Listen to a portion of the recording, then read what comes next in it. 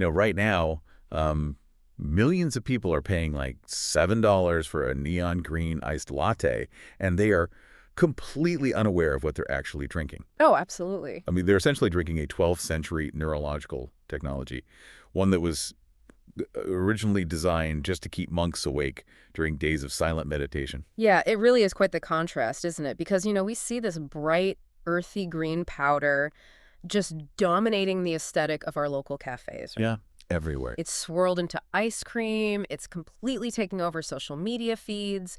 It has basically become this lifestyle marker practically overnight. Totally. But its actual function and, well, its history are just entirely obscured by all that modern branding. Exactly. We are, of course, talking about matcha.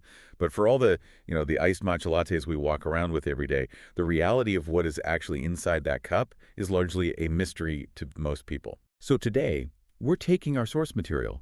It's this really comprehensive text titled The History and Spiritual Meaning of Matcha, and we are going on a deep dive. I'm excited for this one. Me too. The sources provide us with this fascinating mix of botanical science, ancient Chinese legends, and Zen Buddhist philosophies. And it's all layered into this single botanical product. And it is a surprisingly complex story, The material gives us this really clear window into how something moves from just a raw medicinal plant to a highly specific spiritual tool. Yeah. And then ultimately to this massively scaled global commodity that we see today. Right. So the mission for our deep dive today is to basically take that trendy, caffeinated aesthetic you see at the drive-thru window and completely transform how you look at it. We want to reveal the profound botanical, historical, and spiritual experience that is actually sitting right there in your mug. Absolutely. Okay, let's unpack this, because before we can even begin to understand the cultural obsession with this drink, we really have to look at the anatomy and the alchemy of the plant itself, right? We have to start in the soil. We do, because I think a really common misconception is that matcha is just, regular green tea that someone just threw into a blender. Right. I used to think that. A lot of people do.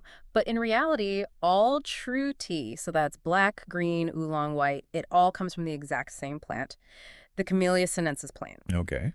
But matcha is made from a highly specific cultivated leaf from that plant, which is known as tencha. And, well, the distinction between standard green tea and tencha comes entirely from how those leaves are biologically manipulated before they're ever plucked from the branch. Yeah, the farmers actually alter the environment, which is wild. Weeks before the spring harvest, they construct these elaborate scaffolds over the tea bushes, and they cover them with shade cloths or traditional bamboo mats.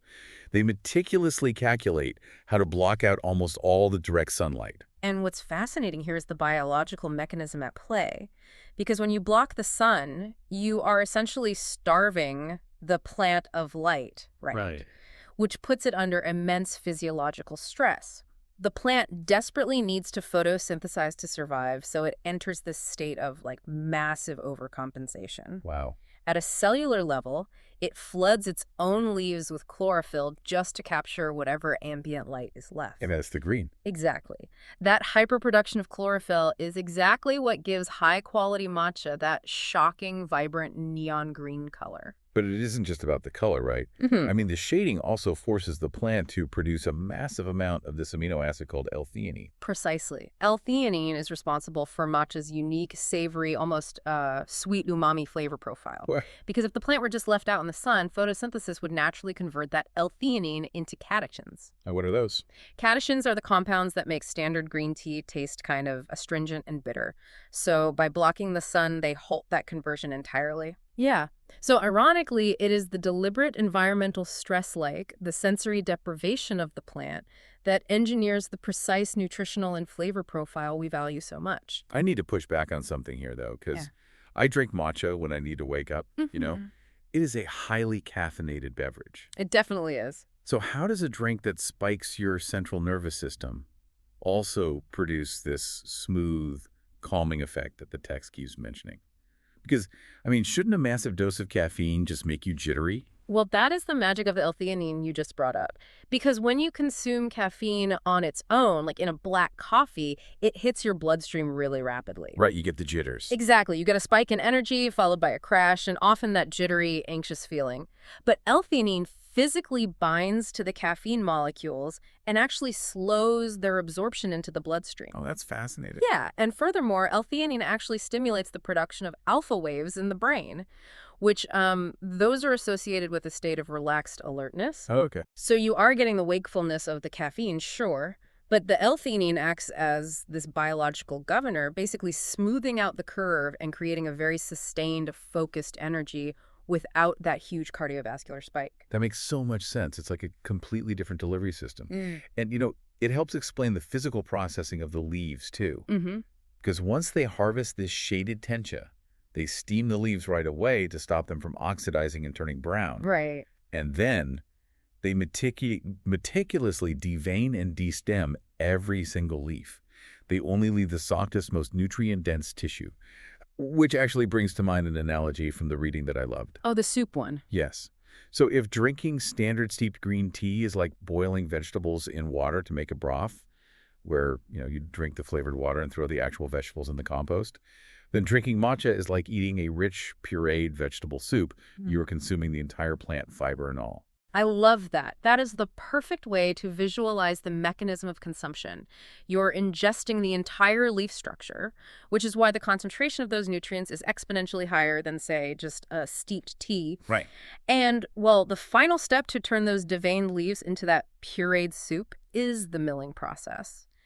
True matcha is ground using these specially carved, incredibly heavy granite stone mills. And the speed of those mills is crucial. Like the text really emphasizes how slowly they have to turn. Yeah, because it is entirely about temperature control. If the heavy granite stones spin too fast, the friction generates heat. And heat is bad. Heat is the ultimate enemy of tencha. It destroys the delicate amino acids, it literally burns the powder, and it oxidizes that vibrant green color into this dull, bitter brown. Yikes. So to keep the temperature down, a traditional granite mill turns so slowly that it takes roughly an entire hour to produce just 30 grams of matcha powder. Wait, 30 grams? That is barely 1 ounce. Yep, 1 ounce per hour. It is a methodical, painstakingly slow, labor-intensive art form. Wait. If a traditional granite mill takes an entire hour to produce just 1 ounce of powder, how on earth is a global coffee chain churning out millions of these drinks before noon on a Tuesday? Whoa. Because here's where it gets really interesting. We have this meticulous, ancient, incredibly slow agricultural process slamming headfirst into a modern, fast-paced, high-volume, global demand. I mean, the math literally does not work. It doesn't. And you've hit on the central crisis in the modern tea world right there. The inherent tension between slow agriculture and instant gratification supply chains is literally playing out in every single cup right now. Wow. So to try and manage this exploding market, the industry has kind of fractured into distinct grades of matcha. The source points out that the highest tier is what is now marketed as ceremonial grade. Though the text is quick to point out that ceremonial grade is actually a contemporary Western marketing term, right? Not an ancient Japanese classification. It's basically just shorthand for the really good stuff. Exactly. It's a modern label, but it denotes the most vivid green powder, ground from the youngest, most shade-stressed leaves at the very top of the plant during the first harvest. Gotcha. And because the flavor is so rich and naturally sweet, it's meant to be consumed purely with hot water.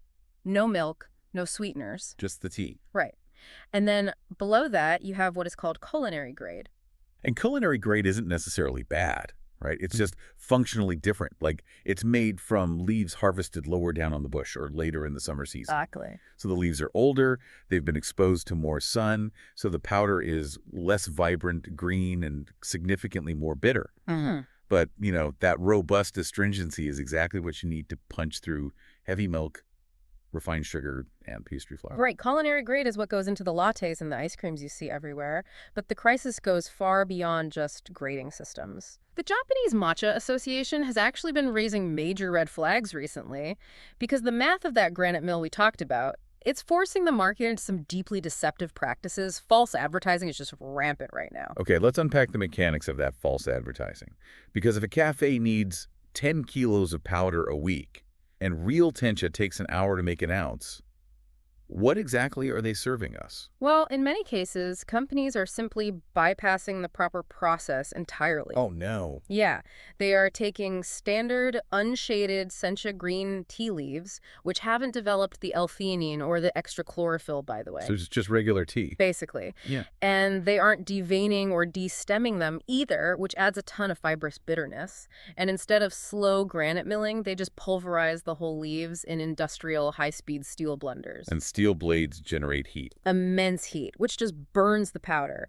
So to mask the resulting bitter brownish dust, they often pre-mix it with massive amounts of sugar or even add artificial grilled food coloring. You're kidding. No. And then they just slap the word matcha on the label. And they can do that because matcha literally just translates to ground tea in Japanese, right? Huh. With matsu meaning to rub or grind, and cha meaning tea. Exactly. So there's no legal protection. It isn't like champagne where it has to come from a specific region and follow specific rules. Anyone can grind up a cheap tea leaf and legally call it matcha. Right, and the economic stakes for the authentic farmers are just devastating. Real multi-generational farmers in Japan are overwhelmed. I can imagine. They're dealing with severe supply chain strains, genuine shortages of authentic tencha, and massive price spikes just to maintain their operations. Meanwhile, they're being completely undercut by international mass producers, just flooding the market with cheap, pulverized green tea. That's heartbreaking. It really is. And this is exactly why there are new, rigorous efforts underway by traditional agricultural boards to standardize the industry and actually educate consumers on what true matcha physically is. It's a classic struggle of scaling an artisanal tradition, really. But, to truly understand why authentic matcha is so highly revered and why those farmers believe it is worth protecting from this modern green rush, we have to trace its origins far beyond the modern supply chain. We do. We have to look at where this tradition was actually born, which surprisingly wasn't Japan. That's right. The earliest precursor to consuming ground tea leaves actually began in China. And the mythology surrounding its discovery provides this really fascinating look into early botanical medicine. Yeah, I was reading the legend of Shen Nong in the source material, and it struck me how brutal ancient medicine actually was. Oh, definitely. Shen Nong is revered as the founder of Chinese medicine, but his methodology was essentially self-torture. The legend goes that he would wander the fields and mountains, intentionally exposing himself to toxic and poisonous plants just to test their effects. Sounds awful. Right, and to save his own life, like to detoxify his body after ingesting poison, he would frantically chew on raw wild green tea leaves. It is a very visceral image, but it highlights how tea was originally viewed, purely as a potent functional medicine. Right. From those early roots, the methodology of consuming the tea began to evolve based on the needs of the era. So by the time of the Tang Dynasty, tea producers faced a massive logistical hurdle. What was that? Well, as the empire expanded, they needed a way to transport these medicinal leaves across thousands of miles without the crop rotting or losing its potency in transit. And their solution was essentially an early form of vacuum sealing. Like, they steamed the fresh leaves to halt the decay and then physically pressed them into these tightly compacted solid bricks. Sometimes they'd even use plum juice to bind the leaves together. It was a brilliant structural solution for shipping. I mean, you can stack rigid bricks of tea in the hull of a ship or on a merchant's cart far more efficiently than, say, sacks of loose, fragile leaves. Oh, absolutely. But this created a new mechanical problem for the consumer at the end of the supply chain. Because the tea was locked into a hard brick, you couldn't just steep it. Right, the water wouldn't penetrate. Exactly. So the only way to consume it was to physically break off a chunk, grind it down into a fine powder with a mortar and pestle, and aggressively whisk it into boiling water. It's incredibly ironic, though, that the foundation of Zen meditation practices didn't start as a spiritual quest at all. Okay. It started as a purely logistical shipping hack just to keep leaves from rotting on a cart. This raises an important question about how human cultures operate, doesn't it? Because we have this profound tendency to ritualize the things that heal us or aid us in our daily lives. Yeah, that makes sense. That practical, logistical evolution during the Tang Dynasty set the stage for the Song Dynasty. During this era, Buddhist monks adopted this powdered tea and began utilizing it for a completely different purpose, to aid their long, grueling, multi-day sessions of meditation. And this circles right back to the biology we discussed earlier. Because those monks, they didn't have microscopes. They didn't have the scientific vocabulary to understand what L-theanine or alpha brain waves were. Right. But they keenly observed the biological mechanism in their own bodies. They realized that drinking this pulverized green powder allowed them to sit in deep, hyper-focused meditation for hours. Yes. They weren't falling asleep from fatigue, but they also weren't getting the jittery, scattered anxiety you'd usually get from a typical stimulant.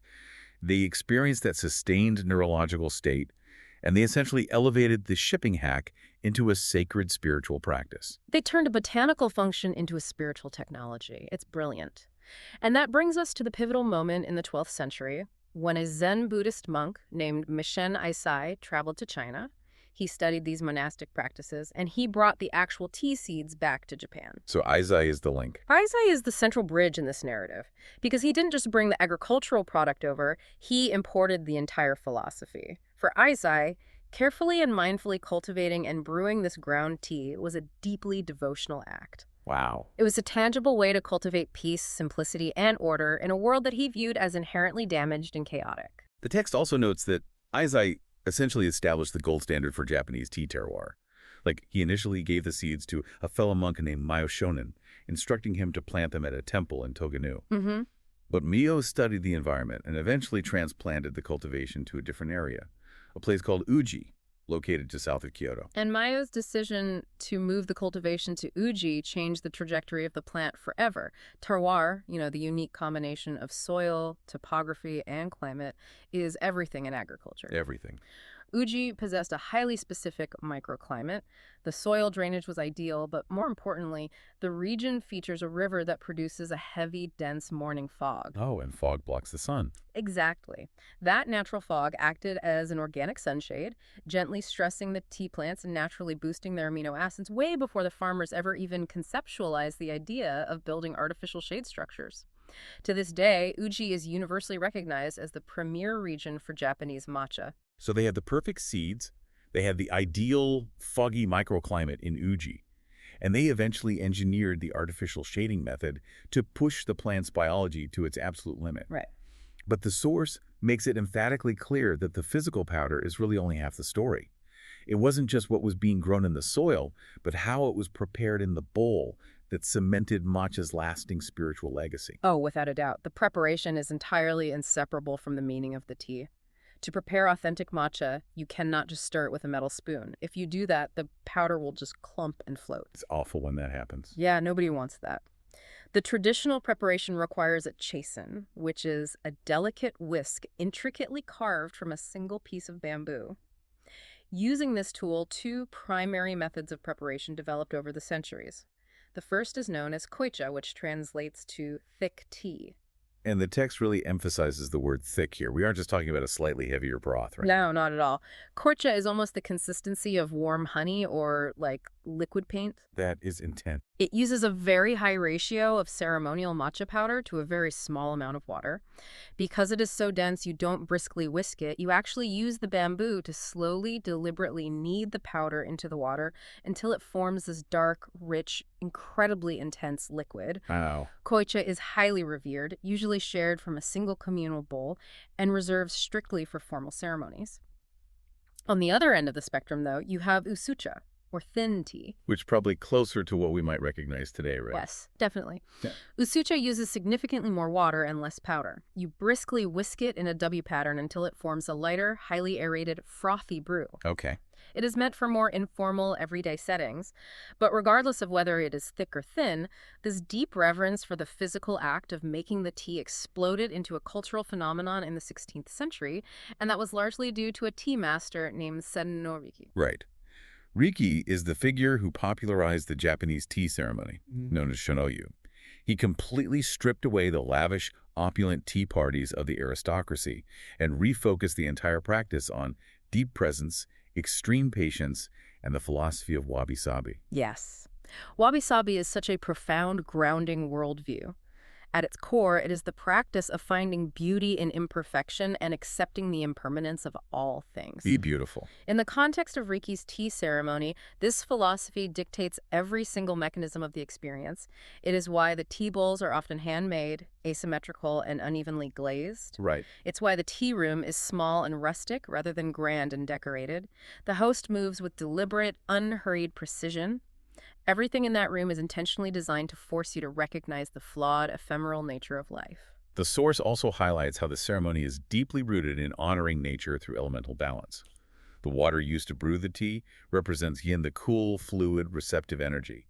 The glowing charcoal fire used to heat the water represents yang, the active, consuming energy. When the host brings the water and the fire together to brew the earthy green powder, they are mechanically creating a harmonious balance.